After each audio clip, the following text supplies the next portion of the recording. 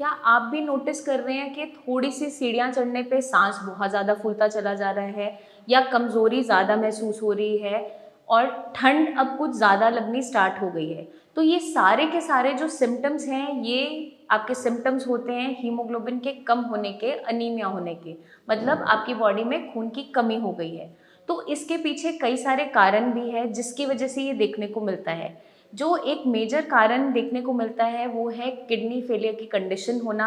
जितने भी kidney failure के पेशेंट होते हैं उनके अंदर सारे के सारे ये लक्षण देखने को मिलते हैं क्योंकि उनका हीमोग्लोबिन डाउन होना स्टार्ट हो जाता है।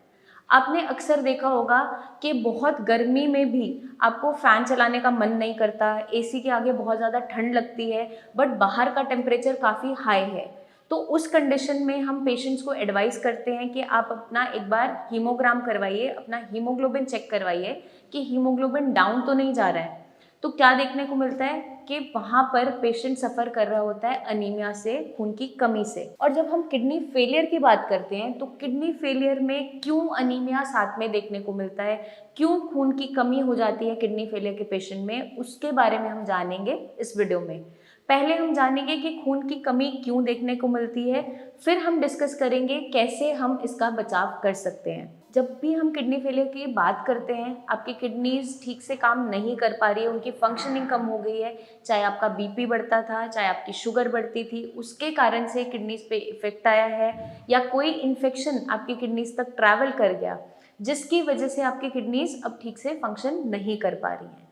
और उस कंडीशन में क्या देखने को मिलता है, पेशेंट की बॉडी में बहुत ज़्यादा कमज़ोरी होनी स्टार्ट हो जाती है, पेशाब के रास्ते झाग बहुत ज़्यादा जा रहा होता है, पेशेंट का वज़न गिरना स्टार्ट हो जाता है, उसका हीमोग्लोबिन बहुत डाउन होता चला जाता है। खून की कमी होने के कारण पेशेंट को सांस तक लेने में तकलीफ होती चली जाती है। ये सारे के सारे सिम्टम्स क्यों देखने को मिलते हैं, क्यों खून की कमी हो जाती है किडनी की ढंग से ठीक से फंक्शन ना करने पे। जो हमारी किडनीज है वो एक हार्मोन प्रोड्यूस करती है, इरिथ्रोपोइटिन।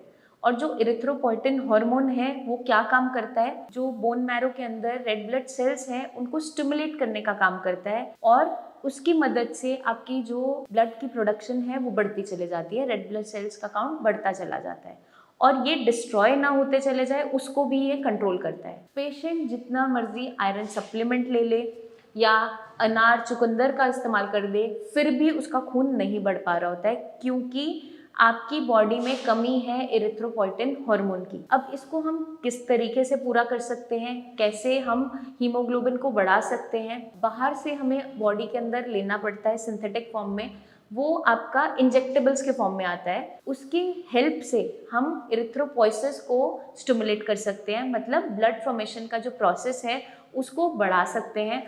और जैसे जैसे आपका रेड ब्लड सेल काउंट बढ़ता चला जाएगा, आपकी बॉडी में जो सिम्टम्स आ रहे हैं कमज़ोरी के, सांस फूलने के या थकावट होने के, और जो हीमोग्लोबिन डाउन होता चला जा रहा है जिसके कारण से आपको ठंड ज़्यादा लग रही है आजकल, वो सारे के सारे सॉल्व होने स्टार्ट हो जाते हैं। जो इरिथ्रोपोइटिन का इंजेक्शन है, इंजेक्टेबल्स है, वो हम एडवाइस करते हैं पेशेंट को लेने के लिए। पेशेंट को एक हेल्दी डाइट मेंटेन करने के लिए कहा जाता है क्योंकि किडनी फेलियर के पेशेंट में बहुत सारी चीज़ें रिस्ट्रिक्टेड होती है।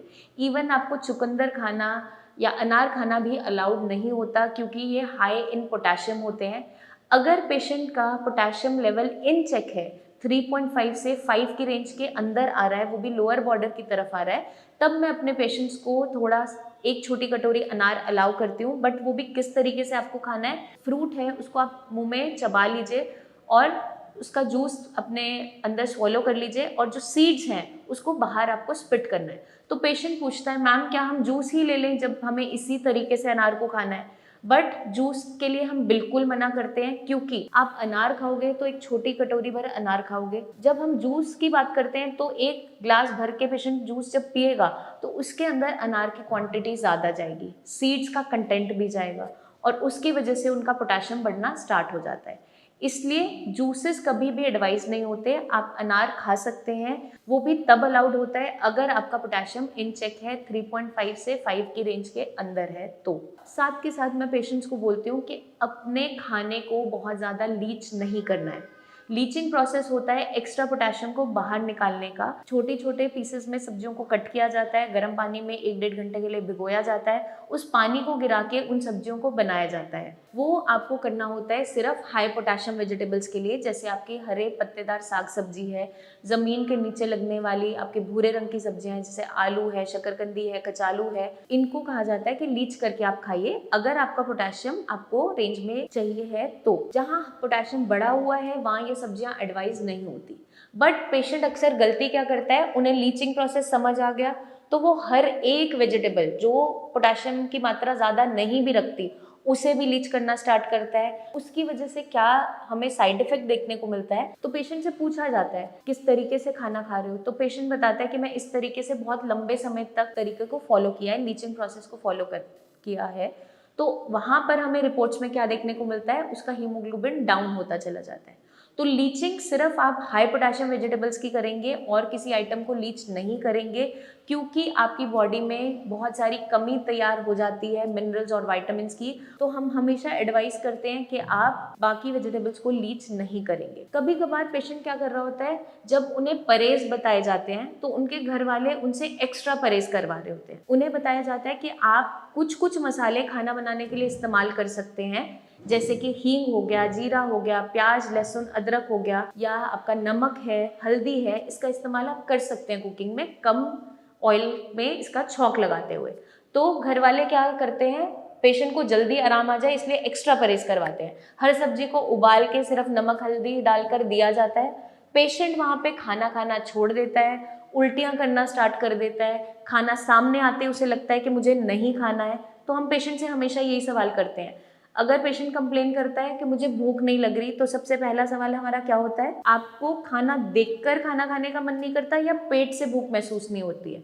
तो पेशेंट्स क्या बोलते हैं, मैम पेट में तो महसूस होती है बट जब सामने खाना आता है तो देख के ही मन नहीं करता। खाने को इतना पैलेटेबल रखना है, लिमिट में हमें स्पाइसेस का इस्तेमाल करना है, बट जो स्पाइसेस अलाउड है एटलीस्ट उनको डालिए पेशेंट के लिए, क्योंकि ये लॉन्ग टर्म परहेज होता है। पेशेंट इतना परहेज हर रोज़ नहीं कर सकता, आप भी जानते हैं, आप भी नहीं कर सकते। तो हमें इस तरीके से खाना देना है कि पेशेंट के लिए वो एडिबल रहे, पैलेटेबल रहे, वो खा सके, उसे उल्टी जैसा मन ना बने और खाना डाइजेस्ट होता रहे। तो मैं हमेशा अपने पेशेंट्स को बोलती हूँ कि आप इस तरीके का खाना बनाइए कि जिसको आप लॉन्ग टर्म खा सके। आपको जो भी खाना आप डेली बेसिस में खा रहे हैं वो बदल बदल के खाइए, एक सी सब्जी नहीं। पेशेंट को बता दिया जाता है घिया, तोरई, पेठा, परवल ये खा सकता है, तो कभी कभार क्या करते हैं, रोज ही घिया बन रहा है, 2-3 मील्स में यही चल रहा है, तो आप डेली उसको चेंज कीजिए। डेली एक सा खाना नहीं खाना है। एक बैलेंस डाइट बहुत इंपॉर्टेंट होती है आपकी हेल्थ को मेंटेन करने में। बट मैं मानती हूँ कि किडनी फेलियर के पेशेंट में बहुत सी चीज़ें रिस्ट्रिक्टेड होती है, बट बहुत सी चीज़ें अलाउड भी हैं। इसको इन डिटेल समझने के लिए हमारी बहुत सी वीडियोस हैं डाइट से रिलेटेड, आप चैनल पे जाके देख सकते हैं। आपकी क्वेरीज हैं अगर डाइट रिलेटेड तो आप कमेंट करके हमसे ज़रूर पूछिए, कोई भी डाउट मत रखिए, क्योंकि आपका हेल्दी डाइट बहुत इंपॉर्टेंट रोल प्ले करती है आपकी रिकवरी में। क्योंकि जितना रोल आपकी मेडिसिन का है उतना ही रोल आपका परहेज का है और हेल्दी डाइट का है, तो आपको अकॉर्डिंगली चलना पड़ता है। और हम अगर खून की कमी नहीं चाहते अपनी बॉडी के अंदर तो इन सारी चीज़ों को हमें फॉलो करना पड़ेगा। आयरन के सप्लीमेंट्स भी दिए जाते हैं साथ में, वो भी आपको लेने होते हैं। इरिथ्रोपोइटिन के इंजेक्टेबल्स दिए जाते हैं, एडवाइस किए जाते हैं, वो भी आपको साथ में लेना होता है। तभी जाके आपका हीमोग्लोबिन कहीं जाकर बढ़ना स्टार्ट होता है, क्योंकि किडनी फेलियर के पेशेंट्स में हीमोग्लोबिन बढ़ाना बहुत आसान नहीं है। बट अगर हम इन सारी चीज़ों को फॉलो करते हैं तो डेफिनेटली आपकी रिपोर्ट्स में चेंजेस देखने को मिलते हैं, बेटर होते चले जाती है आपकी कंडीशन। जो सिम्टम्स, सांस लेने में तकलीफ था, बॉडी में बहुत पेलनेस आ रही है, आपके नेल्स आप देख रहे हो बहुत सफ़ेद होते चले जा रहे हैं, पेल लग रहा है चेहरा, सांस लेने में बहुत दिक्कत होती है, थोड़ा सा भी चलने पे सांस फूलने लगता है, ठंड ज़्यादा लगती है, ये सारे के सारे लक्षण कम होते चले जाते हैं, सॉल्व होते चले जाते हैं अगर हम इन सारी चीज़ों को फॉलो करते हैं। मैं उम्मीद करती हूँ ये वीडियो आपको अवेयर करेगी, एजुकेट करेगी और हेल्प करेगी समझने में कि हीमोग्लोबिन डाउन क्यों होता है किडनी फेलियर के पेशेंट में और कैसे हम इसे बढ़ा सकते हैं। आपके माइंड में कोई भी डाउट्स हैं, क्वेश्चंस हैं तो ज़रूर पूछिए। आप पर्सनली मुझसे मिलना चाहते हैं तो क्लिनिक आकर आप विजिट कर सकते हैं, और आपकी कोई प्रीवियस रिपोर्ट्स हैं या अभी फ्रेशली करवाई हैं तो उनको व्हाट्सएप द्वारा शेयर ज़रूर कीजिए। हमारी टीम ऑफ डॉक्टर्स आपको गाइड करेगी कि आगे आपका ट्रीटमेंट किस तरीके से हम प्लान कर रहे हैं या दिक्कत क्या आ रही है, मेजर रूट कॉज क्या है आपकी बीमारी के पीछे। हम सारी चीज़ों को समझते हुए आपका ट्रीटमेंट प्लान करेंगे। जल्दी ही मिलेंगे हम नेक्स्ट वीडियोज़ में। तब तक के लिए eat healthy, stay healthy and take care.